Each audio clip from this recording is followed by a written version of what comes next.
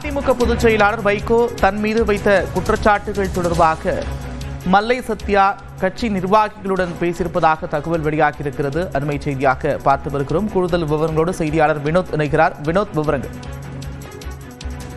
நந்தா, மதிமுக பொதுச் செயலாளர் வைகோ துணை பொதுச் செயலாளர் மல்லை சத்யா மீது ஒரு தரமாரியான குற்றச்சாட்டை முன்வைத்ததாக பரவலானது.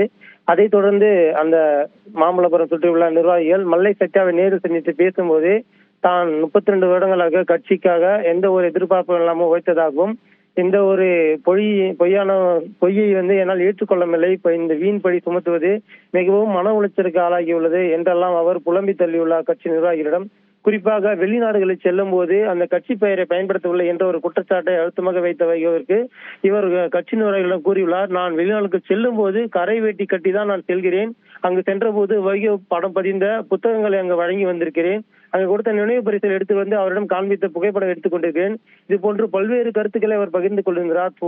குறிப்பாக நேற்று வைகோ வைத்த பொய்கள் அனைத்தும் வீண் பழி சுமத்துவதாகவே அவர் கூறியிருக்கிறார். குறிப்பாக அவருடைய மகனுக்காக தன் மீது வீண் பழி சுமத்துவதாக ஒரு குற்றச்சாட்டையும் அந்த புலம்பி தள்ளி இருக்கிறார் அந்த நிர்வாகிகளிடம். தொடர்ந்து நிர்வாகிகள் அந்த மல்லை சத்யாவை சந்தித்து அவரிடம் இது குறித்து கேட்டபோது மிகவும் மன உளைச்சலுக்கான பேச்சை மட்டுமே அவர் முன்வைத்துள்ளார். எந்த ஒரு இடத்திலும் தலைவர் வைகோ அவர்களை நான் விட்டுக் கொடுத்ததே இல்லை, அவர் பெயரை ஒழிக்காத இடமே இல்லை என்றெல்லாம் அவர் கூறியிருக்கிறார். வெளிநாடுகளுக்கு சென்ற போதும் அவரை பற்றி நான் பேசிதான் வந்திருக்கிறேன், ஆனால் அவர் குற்றச்சாட்டு முன்வைக்கிறார் என்ற கருத்தையும் முன்வைத்துள்ளார். நந்தா, நன்றி வினோத், விவரங்களுக்கு.